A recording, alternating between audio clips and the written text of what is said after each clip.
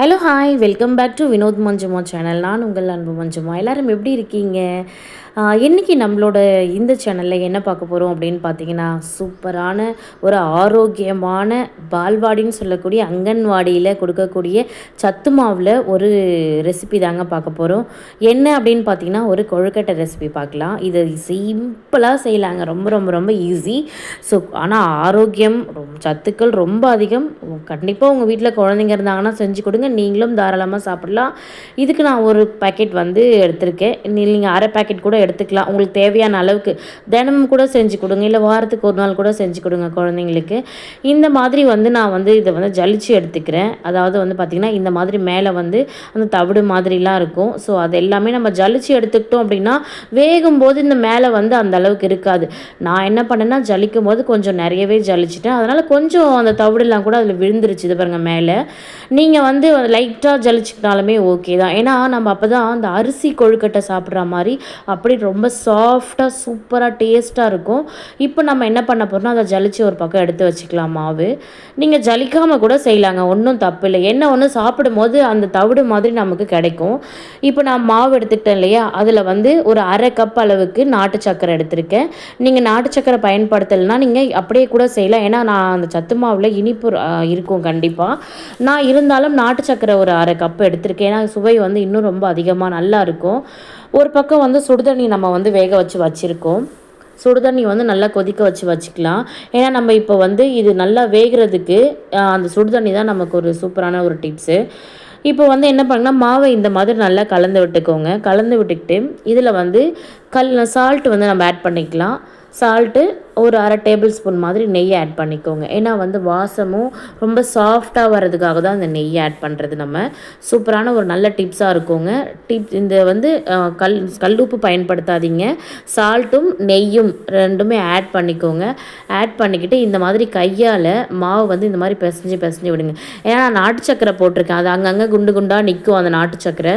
நீங்கள் வந்து ரொம்ப பவுடர் மாதிரி இருக்குது அப்படின்னா ஜஸ்ட் நீங்கள் கரண்டியில் கலரி விட்டாலே ஓகே தான். இப்போ நம்ம வந்து சுடுதண்ணி வச்சுருக்கோம் இல்லையா, ஹாட் வாட்டர் பக்கத்தில் வச்சுருக்கீங்க அப்படின்னா அதை வந்து கண்டிப்பாக ஹாட் வாட்டர் வச்சுக்கோங்க. அதை வந்து இந்த மாதிரி ஊற்றி பிசைஞ்சிங்கன்னா ஒரு கட்டி பதத்தில் தாங்க பசையணும். அதாவது நம்ம சப்பாத்தி மாவுக்கெல்லாம் பசைவோம் இல்லைங்களா, அந்த மாதிரி நம்ம வந்து மாவை நல்லா பிசைஞ்சு வச்சுக்கலாம். இந்த மாதிரி கொழுக்கட்டை பிடிக்கிற அளவுக்கு வரணும். நீங்கள் சப்போஸ் தண்ணி அதிகமாகிருச்சு அப்படின்னா இன்னும் கொஞ்சம் அந்த மாவு வந்து நீங்கள் இது மேலேயே தூவுனீங்கன்னா உங்களுக்கு அந்த தண்ணி வந்து ஃபுல்லாக உறிஞ்சிரும். இதில் நான் என்ன ஆட் பண்ணியிருக்கேன்னு பார்த்தீங்கன்னா, ரொம்பவுமே ஆரோக்கியங்க இதுவுமே.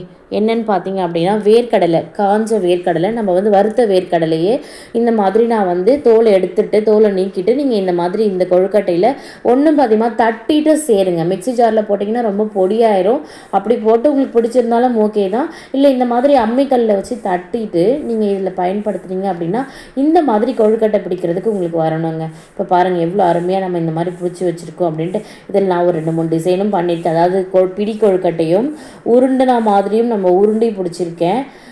ரொம்பவுமே அழகாக இருக்கும். ரொம்ப ரொம்ப சத்துங்க. கண்டிப்பாக உங்கள் வீட்டில் குழந்தைங்க இருந்தாங்கன்னா தாராளமாக செஞ்சு கொடுங்க, விரும்பி சாப்பிடுவாங்க. இப்போ இந்த மாதிரி பாருங்கள், நம்ம சுடுதண்ணி ஊற்றி பிசைவோம், மாவு ரொம்ப சாஃப்டாகி பாதி வேக்காடு இதிலே வெந்துடும். அதாவது ஆஃபில் இதிலே வெந்துருச்சு. சுடுதண்ணி ஊற்றி பிசைவோம். இப்போ நம்ம ஒரு இட்லி பாத்திரம் எடுத்துக்கலாம். அதில் நீங்கள் துணி வச்சு நீங்கள் போட்டிங்கன்னா உங்களுக்கு அந்த இட்லி பாத்திரமில் இந்த கொழுக்கட்டை ஒட்டி வராது. இல்லைனா வேகும் போது தண்ணி விடும்போது இந்த கொழுக்கட்டை மாவு என்ன ஆகும்னா இட்லி பாத்திரம் அந்த தட்டுலேயே வந்து ஒட்டிட்டு கொஞ்சம் மாவு மாதிரியே இருக்கும். ஸோ நம்ம துணி போட்டு நீங்கள் இந்த மாதிரி வேக வைக்கலாம். இப்போ இந்த மாதிரி வேக வச்சுட்டு கரெக்டாக ஒரு 10 நிமிஷம் கழித்து ஓப்பன் பண்ணி பாருங்கள். உங்களுக்கு ரொம்ப அருமையாக சூப்பராக வெந்து வந்திருக்கும். இங்கே பாருங்கள், இது பார்த்தாலே உங்களுக்கு தெரிஞ்சிருக்கும் பாருங்கள். அந்த மாவு மாதிரி இருந்ததுக்கும் இப்போ வெந்திருக்கிறதுக்கும் நல்ல டிஃப்ரெண்ட் தெரியும் பாருங்கள். நீங்கள் இதை புட்டு பார்த்தாலுமே உங்களுக்கு அந்த வெந்திருக்கிறது நல்லாவே தெரியும். மாவாக இல்லாமல் வெந்திருக்கிறது நல்லாவே தெரியும். இப்போ பாருங்கள், இந்த மாதிரி தான் இருக்கும் உங்களுக்கு கொழுக்கட்டை. எங்கள் வீட்டில் குழந்தைங்க எல்லாருமே ரொம்ப விரும்பி சாப்பிடுவாங்க. நமக்குமே ஈவினிங் ஸ்நாக்ஸ் மாதிரி இந்த என்ன தான் சொல்லுங்கள், இந்த பஜ்ஜி போண்டா மாலை நேரத்தில் இதெல்லாம் சாப்பிட்டாலுமே அந்த எண்ணெய் பொருட்கள் நெஞ்சிலே இருந்து ஜீரண கோளாறு பிரச்சனை வருதுங்க. அதுக்கு பதிலாக இந்த மாதிரி அதாவது சாப்பிடலாம், எப்பயாவது ஒரு வாட்டி இந்த பஜ்ஜி போண்டா அதுவுமே சாப்பிடலாம். எல்லாமே வந்து கரெக்டாக லிமிட்டாக எடுத்துக்கலாம், எல்லாமே ஆரோக்கியம் தானே. ஸோ அதனால் நான் இந்த மாதிரி குழந்தைங்களுக்கு மாலை நேரத்தில் செஞ்சு கொடுங்க. இப்போ பாருங்கள், நம்ம வெல்லம் சேர்த்ததுனால நாட்டு சர்க்கரை பயன்படுத்தினால வெந்ததுக்கு அதுக்கப்புறமா பாருங்கள் இந்த மாதிரி சூப்பராக இருக்குங்க. பார்க்குறதுக்கே பாருங்கள் எவ்வளோ அட்டகாசமாக இருக்குது.